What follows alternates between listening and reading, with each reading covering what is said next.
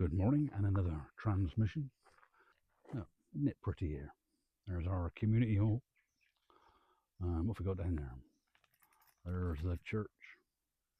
There's the kids' playground. Community stuff, innit? 2 transmissions in nearly as many days. You're spoilt. One of the things I wanted to talk about today was the reason the stuff I do in the street when I paint it is done the way it is. Because some people have asked why I use that method after they'd seen the preparatory drawings for it, which were more or less a straightforward traditional drawing. Well, it goes like this. I think I may have mentioned before that, because I'm good at repeating myself, I was never part of that Bristol graffiti thing that got trumpeted so loudly following the greater world's discovery of Mr. Banksy. I was always interested in that scene, what that bunch of people were doing, and I just considered it another subset of the art world. They had an exhibition, or there was an exhibition, in the Arnolfini in Bristol, way back in the distant dim past, before the lunacy of the notion of urban art raised its head, or the urban art as we know it now. In the 80s, when the youth cultures were particularly tribal, I didn't actually live in Bristol. I lived in North Somerset. I lived in a small, old mining town in a rural, generally farming community area called Radstock, in Midsummer Norton, lovingly termed by some Deadstock and Poo Town, but they are. Right then, you'll like this. Where I live now, which is Lafouillet in Finisterre, which is the most kind of sort of western point of France. See our field, our playing field? Isn't it great? Nice and flat. Play sports here. You could, if you were competitive. But you've got one goal post. Yes, we have a football field with one goal post. Why is that? It's because we play anarchy football here. We're more of a collaborative community than a combative one. So we have one goal. So the only thing we're declaratively competitive about is how uncompetitive we are. There you are. I'll fight you over it. I'm less competitive than you are. So we have one goal,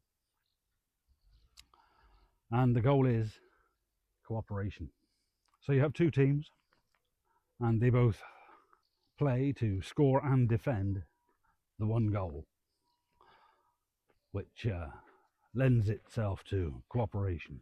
It's non-competitive sport. It's the anarchist dream. We're living it here. One team wears red, one team wears black. Works out just fine. You can't see it, but there's a committee table at the end of the pitch, where at some point we'll sit down and have a chat. That's how things get worked out. Yes, how did I paint what I was painting? Oh God, I get diverted on it. That's what happens when you walk past the goalpost. Right, so yeah, why do I paint on the street like I paint on the street? In the 1980s, all I was sticking on the street was text. Aesthetically, I was copying the typeface that was used by Crass on all their album covers. And I used some of their stencils as well. The first one I used, and I've always used since, was the circular Anarchy A with the broken machine gun above it. I've always loved that. And it kind of graphically summed up everything I felt when I was a kid, and I've held on to it. It still gets plonked up in the street every now and then. I've cut hundreds of variations of that stencil. Well, not variations, hundreds of copies, because I keep the same basic stencil. Getting diverted again. Yes, I would write things in the street. Some of it was overtly political, you know, fuck the fashion, stop this, stop that. It was a very easy time to be against the government. Like the t-shirt. There's a truth. Everything is political. That's from the band Benefits. I had a kind of self-imposed banning of buying any more t-shirts. So I got a lot of t-shirts. Yeah, well, he broke that one, didn't he? He showed this online. I thought, oh, bollocks, I got to get another t-shirt. That was Kingsley from Benefits. Thanks, Kingsley. You broke my relatively well-held self-forbidding of buying any more t-shirts. But it is a good one. It does kind of fit in with what I'm saying. Everything is political. So yeah, in the 80s, it was very easy to be finding something to write on a wall. The rise of Thatcher, the decimating of public services, the Argentine war. It wasn't a war. We never declared war. That you love this fuckery. The Argentine conflict, whatever they want to call it. There was always something to be against. There was always something to write a message on a wall for.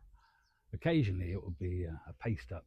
I'd make a small image, take it down the local copy shop or library and bang out some photocopies, probably like 10p a pop, and go out and stick them up on a wall. But yeah, that was the extent of my street art in the 80s. Some of it was political, some of it was sort of funny, piss taking. Our local dole office. Hey, for all you nippers out there was an unemployment benefit form that you had that was involved when you were getting, I suppose, the nearest equivalent to job seekers allowance now, or whatever they want to call it, the dole, because they dole it out. That's its old name. But you had a payment every 2 weeks. And you had to sign on for it. And there was a card. There was a government form, a little fold-up card. It was called the UB40, which you may have heard of. That's where the band's name came from. It was that bit of paper you used to take, or a bit of card you used to have that you were given by the state, UB40. And every 2 weeks, you had to sign on. Anyway, one time I went up to our dole office, one of the dole offices I had to go to, and I had a stencil cut ready. Instead of UB40, it said UB naughty, which kind of fitted in with the crass outlook on life. UB naughty. So I sprayed that on there early in the morning before I had to go in there. Next time I went back there, I don't know how long it was, it had been either painted over or cleaned off. Cleaned off, I think, scratched off. So I thought, we'll do that again then. So I did it again. And it got scratched off again. But that was the nature of my street artwork. It was vandalism. There were no murals. There was no big freestyle texts or anything like that, because that wasn't my tribe. That was the hip hop lot. And there was a massive black community in Bristol, so there was a relevance to making that work there. And in Bath too, there was a big black community in Bath. Not so much, it wasn't there that much graffiti there, it was more in Bristol. But my graph was just vandalism, texts, the occasional paste up. But I don't know how, somehow I got roped into it. Somebody must have given my name to someone when I was still doing politically kind of themed work, when I was living in the West Country, or had a record of living in the West Country. I just got roped into that bunch of people, which is cool, because they're a good bunch. When I came here, there was a street art event in Brest called Crimes of Mind. They'd asked some various artists around Europe to make some work, and I got dragged into it. I suppose they discovered I was living locally. So they asked me, do you want to come and do something for us? I thought, okay. Not really sure what I was going to do. And they said, you've got a wall that's 4 meters by 4 meters. We'd like you to do something on it. And I thought, I only do text. What do you want me to do? Write War and Peace? I don't bloody know. So I thought about it. And I thought, right, I'll do a portrait. So I had to find a subject that was suitable, that was relevant to the location.